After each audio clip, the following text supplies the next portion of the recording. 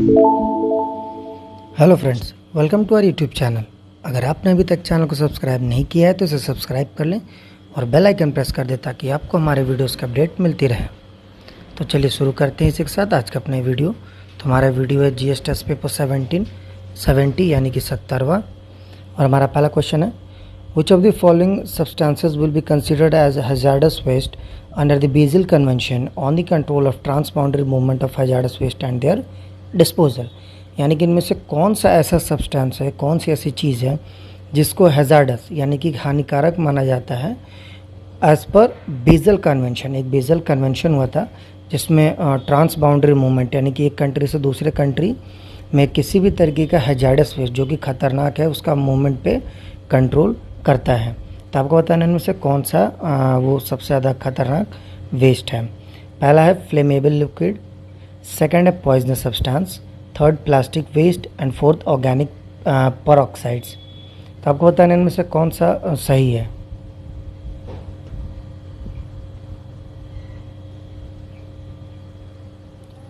तो इसका सही आंसर है डी 1, 2, 3 एंड 4 यानी कि चारों ही सही है। तो चलिए अगले क्वेश्चन की तरफ बढ़ते हैं। Consider the following statement about the SDGs India index यानी sustainable development goal India index के बारे में बताना है। पहला है, it is a report release by NITI Aayog and which comprehensive document with the progress made by India's state and union territories towards implementing the 2030 SDGs target। कहने का मतलब ये रिपोर्ट नीति आयोग निकालता है और एक कॉम्प्रिहेंसिव डॉक्यूमेंट है यानी कि बहुत ही ज़्यादा विस्तार से निकलता है। इसमें जो जितने भी इंडिया के स्टेट्स हैं और यूनियन टेरिटरीज हैं उनकी प्रोग्रेस देखी जाएगी टिल 2030 SDGs टारगेट यानी जो भी टारगेट सेट किया गया उसके अकॉर्डिंग। सेकेंड है, the index covers all the 17 sustainable goal to measure the progress. कहने का मतलब इसमें सारे सस्टेनेबल गोल जो भी 17 सस्टेनेबल गोल हैं वो सारे इसमें कंसिडर होते हैं यानी कि लिए जाते हैं। थर्ड है, the front runners among the states in this index are Himachal Pradesh, Kerala and the Tamil Nadu. कहने का मतलब इसमें जो सबसे आगे स्टेट है वो है हिमाचल प्रदेश, केरला और तमिलनाडु। तो आपको बताने में से कौन सा स्टेटमेंट सही है SDGs इंडिया इंडेक्स के रिगार्डिंग यानी कि इसके संदर्भ में।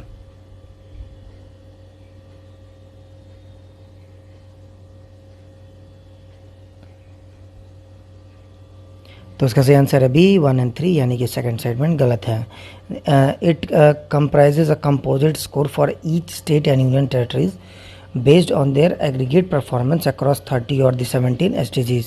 यानी कि स्टेट और यूनियन दोनों के परफॉर्म कंपोजिट स्कोर को मेज़र करता है जो कि 17 जितने भी SDGs हैं उसके अकॉर्डिंग मेज़र होता है। The score ranging between 0 to 100।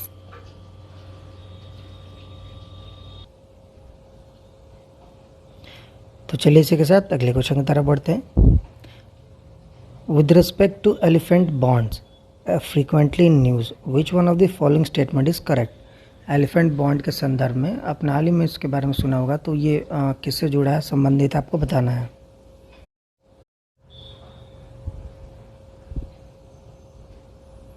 तो इसका सही आंसर है B, it is a predominantly use to raise fund critically for the critical infrastructural project. Elephant bond एक वो बॉन्ड है जिसको ये बेसिकली 25 साल का सोवरेन बॉन्ड है जिसको भारत सरकार ने निकाला था टू डिक्लेयर अनडिस्क्लोज्ड इनकम यानी जो वो इनकम जिसको आपने नहीं बताया है उसको बताने के लिए आपको ये बॉन्ड इशू किया जाता है। और इसमें जो इन्वेस्ट होता है वो 50% होता है, जितना भी अनडिस्क्लोज्ड इनकम होगा उसका 50% इन्वेस्ट करना होगा। The fund will be utilize only for the infrastructure project. सबसे इम्पॉर्टेंट बात है, आप इसमें ध्यान दीजिएगा कि इसमें जो फंड है वो सिर्फ और सिर्फ इंफ्रास्ट्रक्चर प्रोजेक्ट के लिए ही इस्तेमाल होगा। तो चलिए इसी के साथ अगले क्वेश्चन की तरफ बढ़ते हैं। Consider the following pairs. दो मैच द फॉलोइंग दे रखा है, डेजर्ट और रीजन कंट्री, सिम्पसन न्यूजीलैंड, दस्ते कावेर सऊदी अरेबिया, टकला मकान चाइना। तो आपको बताना है इनमें से कौन सा मैच करेक्ट है यानी कौन सा सुमेल सही है।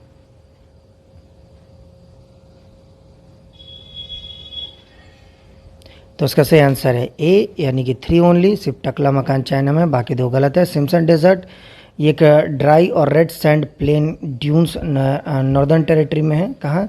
साउथ ऑस्ट्रेलिया के क्वींसलैंड इन सेंट्रल ऑस्ट्रेलिया के पास। और जो दस्ते कावेर है, ये कावेरे नामक and the great salt desert है ये। It is there in the middle of the Iranian plateau, जो ईरान प्लेटू है उसके बीच में अपने मध्य भाग में आता है दस्ते कावेर। तो चलिए इसी के साथ अगले क्वेश्चन की तरफ बढ़ते हैं। Which of the following is or are warm ocean current? इनमें से कौन सा वार्म ओशन करंट है? A the Gulf Stream, B Kuroshio current, C California current. तो आपको बताना इनमें से कौन सा वार्म ओशन करंट है।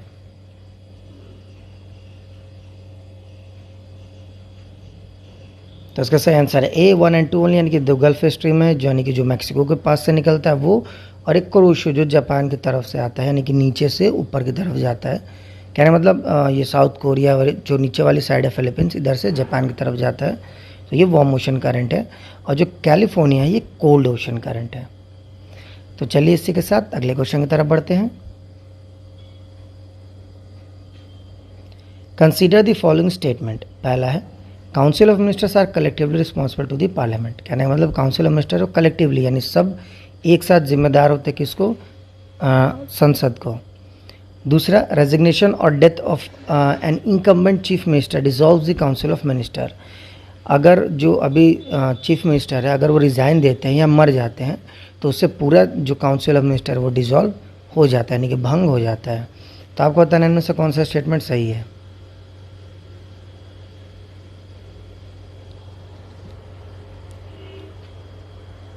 तो इसका सही आंसर है बी 2 ओनली, पहला वाला गलत है।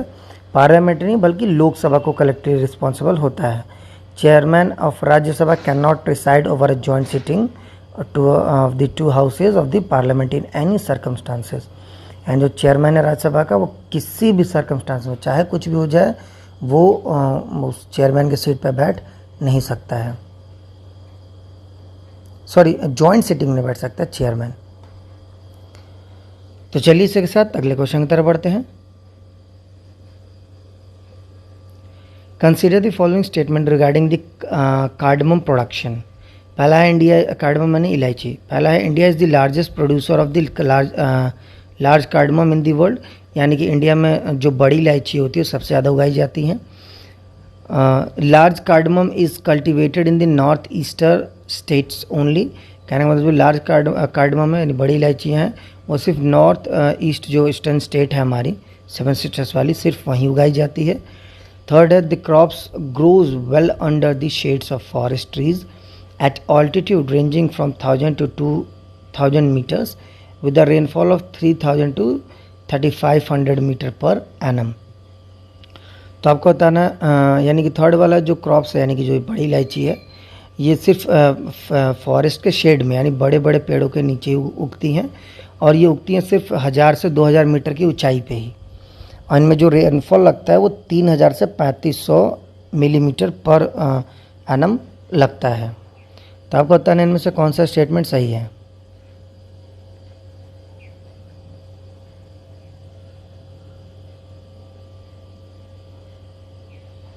तो उसका सही आंसर है सी 1 और 3 ओनली। जो लार्ज कार्डमम है is one of the main cash crop है। ये कहाँ का? सिक्किम का एंड दार्जिलिंग का, वेस्ट बंगाल में। And it is also cultivated in part of Uttarakhand में भी उगाया जाता है और नॉर्थ ईस्टर्न स्टेट में भी उगाया जाता है। कहने का मतलब सेकंड स्टेटमेंट था वो ओनली लिखा था, तो ओनली नहीं है, मतलब वहाँ भी उगाया जाता है बट इसके साथ साथ और भी जगह उगाया जाता है। ये नेपाल और भूटान में भी उगाया जाता है। ठीक है, तो चलिए इसी के साथ अगले क्वेश्चन की तरफ बढ़ते हैं। Consider the following statement regarding the hydroponics. Hydroponics के संदर्भ में दो स्टेटमेंट है। पहला है it is a method where plants could be grown in a solution of nutrient and water instead of soil, यानी कि इसमें जो पेड़ है वो सॉल्यूशन ऑफ न्यूट्रिएंट और वाटर में उगाया जाता है बजाय पानी के, सॉइल के, यानी मिट्टी में नहीं बल्कि ऐसे ही जो भी ज़रूरत न्यूट्रिएंट होता है उसको मिला के उस पर डाला जाता है और पानी का छिड़काव किया जाता है। सेकंड है William Frederick Girkel popularized the idea and decided to call this growing method hydroponics, यानी कि जो विलियम फ्रेडरिक गिरकेल हैं इन्होंने इस आइडिया को पॉपुलराइज किया था यानी प्रचलित किया था और इन्होंने ये मेथड दिया था और नाम भी हाइड्रोफोनिक्स। तो आपको बताना इनमें से कौन सा स्टेटमेंट सही है। तो इसका सही आंसर है सी, बोथ, यानी कि दोनों ही सही है। तो चलिए इसी के साथ अगले क्वेश्चन की तरफ बढ़ते हैं। Consider to the following statement about Ghadar movement. Ghadar movement के संदर्भ में 3 स्टेटमेंट है। पहला है the movements first issue of the newspapers Ghadar was published in the Gurmukhi script. यानी इस मूवमेंट जो पहला अखबार निकाला गया था, इसका गदर नाम था, वो गुरुमुखी यानी कि जो पंजाबियों की भाषा होती है उसमें निकाला गया था। सेकंड है the organizers of the movement called for a Sikh soldier to revolt against the British. यानी जो ऑर्गेनाइजर है उन्होंने सिख सोल्जर जो भी थे उन्होंने ब्रिटिश के अगेंस्ट एक मूवमेंट शुरुआत की थी। थर्ड है Sat Shri Akal was the rallying cry of the Ghadar movement. यानी जो नारा होता है, रेलिंग क्राई मतलब नारा, वो सत श्री अकाल के नाम से इस मूवमेंट में इस्तेमाल किया गया था। तो आपको बताना इनमें से कौन सा स्टेटमेंट सही है।